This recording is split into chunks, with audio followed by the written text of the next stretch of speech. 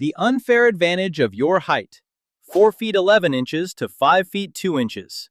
If you fall in this range, your biggest advantage is control.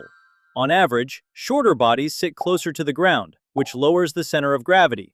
That small shift dramatically improves balance during quick turns and sudden movements. Think of your body like a sports car hugging the road. The lower the chassis, the harder it is to tip, wobble, or lose stability. Your limbs also travel shorter distances during movement. In many contexts, this allows faster repositioning of arms and legs because the joints simply have less distance to cover. That can translate to quicker reaction time and sharper agility. Another overlooked advantage is energy efficiency. Smaller bodies typically require fewer calories to maintain daily function.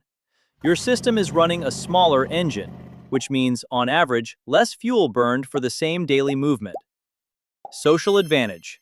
There's also a surprising psychological edge. People often read shorter individuals as less intimidating and more approachable. In many situations, this lowers social defenses. Conversations open faster, trust builds easier. And being underestimated? That's sometimes the most underrated advantage of all. History is full of competitors who quietly dominated because no one expected them to. Transition. Add just a few inches to the system, and the body begins balancing a new set of mechanical advantages. 5 feet 3 inches to 5 feet 6 inches. This height range often lands in what biomechanics researchers describe as a movement equilibrium zone. You gain enough limb length to extend reach and stride efficiency while still maintaining compact control. Think of your skeleton like a set of levers. Short levers move fast but lack reach. Long levers generate reach but require more effort to control. This range often sits right in the middle, a balance of both. On average, walking and running mechanics in this range can feel fluid and efficient because the body is not fighting extreme proportions. Joint stress may also distribute more evenly across moderate limb lengths and body mass. Over decades of movement, balanced mechanical load can sometimes translate to better durability. Social advantage. People in this bracket often move through environments without their height defining the first impression. You're not immediately categorized as tall. You're not labeled short either, which means your identity is shaped more by how you carry yourself than by your height. And that flexibility can be powerful. Transition. Move a little further up the scale and something interesting happens. Versatility starts to peak. 5 feet 7 inches to 5 feet 9 inches. If there's a Swiss Army knife height range, this might be it.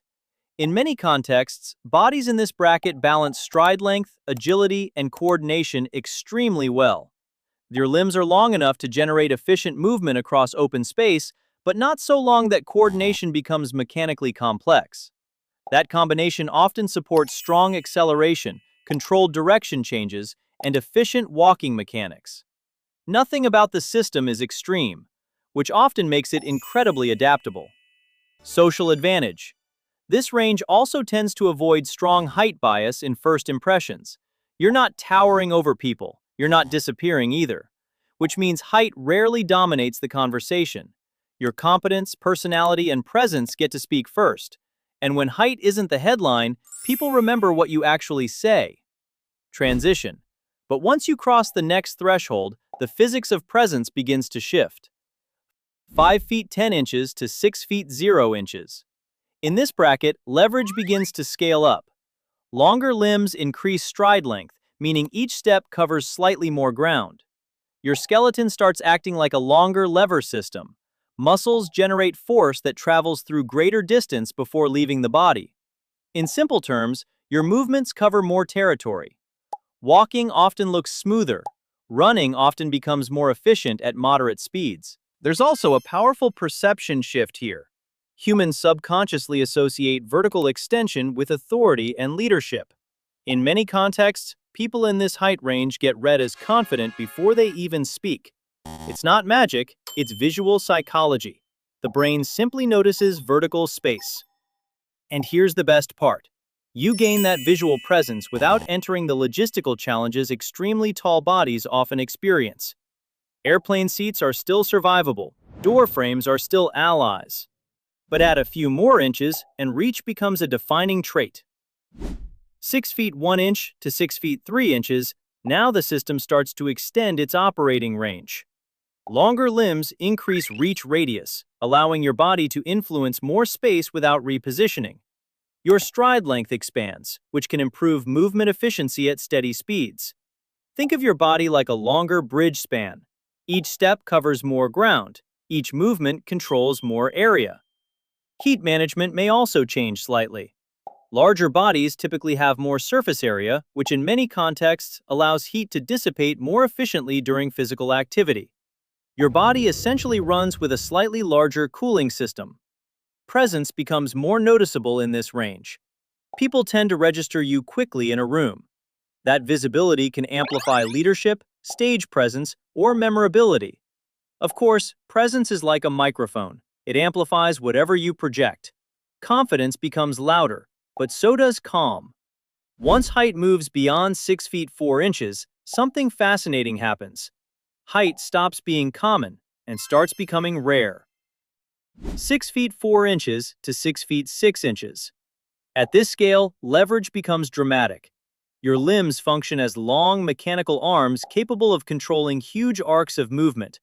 A single stride covers a significant distance. A single reach influences more space. In sports that reward coverage, basketball, volleyball, swimming, that geometry becomes incredibly valuable. Your skeleton is essentially a large lever machine. And when coordinated well, those long levers generate powerful, efficient motion. But the biggest advantage may actually be memorability. Humans remember unusual signals.